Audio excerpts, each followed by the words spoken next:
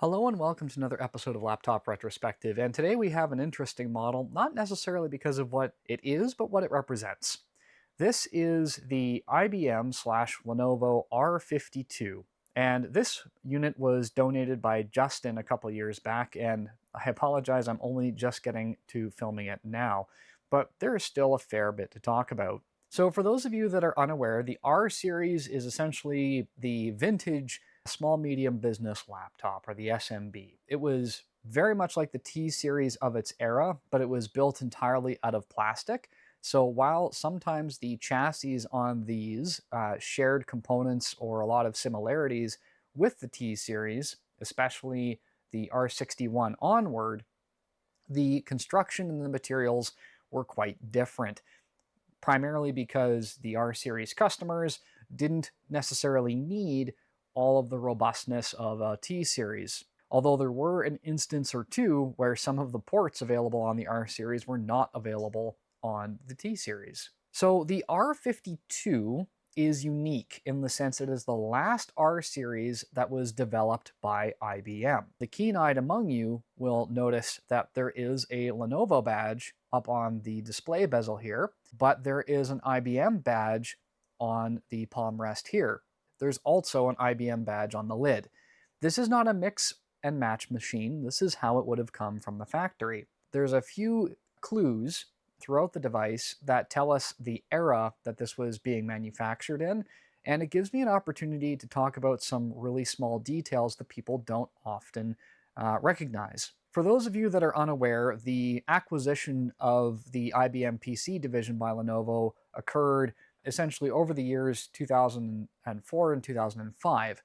This machine was built in 2006, and for the first few years, one of the things that Lenovo bought was the right to use the IBM ThinkPad branding all-in-one. They would actually not use the IBM branding for as long as they were contracted out to, because they were having huge successes and they didn't feel that they needed to put it on there anymore. So they actually pulled this early. You'll notice that the cutout on the palm rest is very squared off. And this was actually a bit of brilliance by David Hill. And the reason for that was, once they moved to newer machines, like this T60, they were able to repurpose the same badge, except the IBM disappeared, ThinkPad became bigger, and then they designated the series underneath. If you want to learn more about that story, I have a video where David and I talk about that branding journey. It's pretty interesting. The only other thing that I'll flip over the bottom and show you on this specific model, and unfortunately it doesn't have a battery, is over here we have manufactured for Lenovo, and this was built in China under license via IBM. After the R52, those machines were being designed and built by Lenovo, and IBM was no longer involved. Anyway, a lot of fun history there. In terms of this specific unit, let's talk about some specs. So you had a 14 or 15-inch display, either XGA or SXGA resolution, or 1024 by 768 being the standard. CPUs were either an Intel Celeron M or Pentium M, and they came in a variety of speeds. This one is a Pentium M 1.85 gigahertz. Graphics were integrated Intel GMA 900, and then there were dedicated options which included the ATI Mobility Radeon X300, and that came in either a 32 or 64 megabyte card. This one is the 32 megabyte variant. RAM was a maximum of 2 gigabytes of PC2 4200 DDR2 RAM, and you had 2 DIMM slots on the inside to populate. Beyond that, some of the things that this machine kind of stood out for was a good, healthy amount of I/O. So on the left-hand side of the machine, we have 2 USB 2.0 ports right next to the Kensington lock slot, a PS2 port designed for a mouse, your 56K modem and Ethernet, a headphone and microphone jack, a big beastly grill to exhaust that CPU, a card bus slot, 2 of them there. Along the front, we had 2 speakers, And then on the right-hand side, we had the Ultra Bay and then a VGA port. Now this Ultra Bay could fit a CD drive or DVD as well. And this is the panel here to access the hard disk drive. And then along the back, we have a old school full-size printer port, and then power is where that's plugged in. And obviously if it had a battery, it would be sticking out there as well. Unfortunately, we weren't able to ship the battery on this because it came in a box of other laptops, and FedEx would only allow so many batteries in the box before they lost their mind, even if the batteries were completely flat. Disassembly of ThinkPads of this era is really straightforward.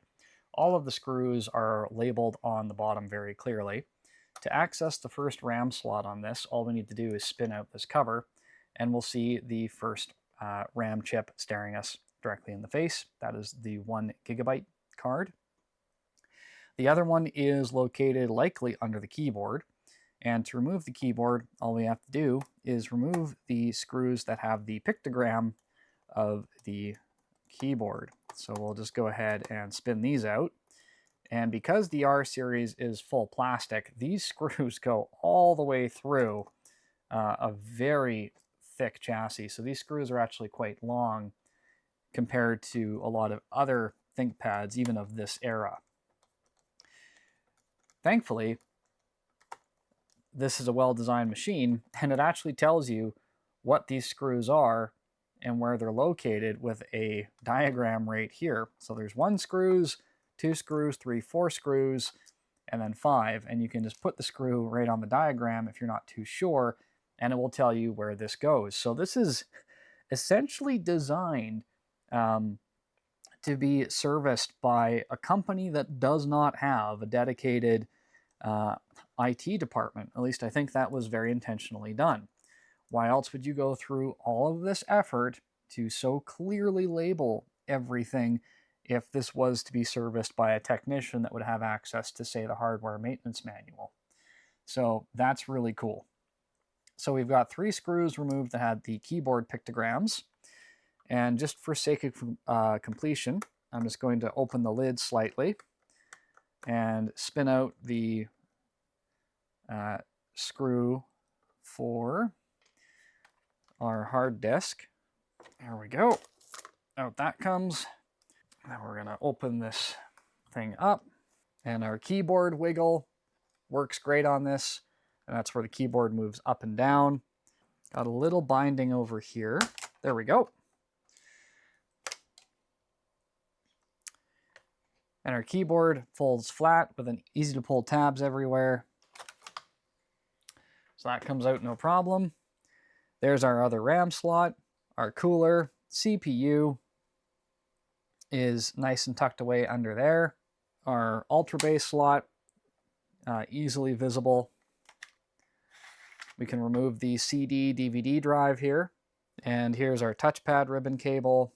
All very straightforward, really easy to service stuff, even if you don't know what you're doing. Just in case if you're curious, what this is actually currently running is Ubuntu 9.04, which was released in April of 2009. So absolutely not a modern version of Ubuntu, and taking this thing online is practically impossible, especially with this operating system, because the browser is so old that most websites will just outright reject it. This machine also features another unique ThinkPad design choice, and that is the concept of the one-handed latch. So you'll notice that there is one latch on the front, and on a lot of laptops you push this over and it springs back into place. Not so with ThinkPad. You press it, it locks into place. That way you can use your free hand to open the lid. And this one's actually in good shape because I was able to open the lid with only one hand. Sometimes these hinges get stiff, doesn't open all the way correctly. It is still neat to take a look at the design of this machine, talk about its history a little bit, and just appreciate that this is where IBM was starting to carve out a piece of the market for the small medium business market. There are obviously older and newer R series machines, but this one kind of strikes that perfect balance of being right in the middle of the road. At any rate, ladies and gentlemen, I hope you enjoyed this quick little look at the R series. Even though this machine itself does not have a whole lot of unique features that make it stand out from some of its brethren, it does give me an opportunity to talk a lot about some of the unique design decisions that were slowly beginning to happen and also being transitioned between IBM and Lenovo. It is one of those transitional devices, and I find it pretty fascinating to take some time to look at. Thank you so much for watching, and I will see you next time.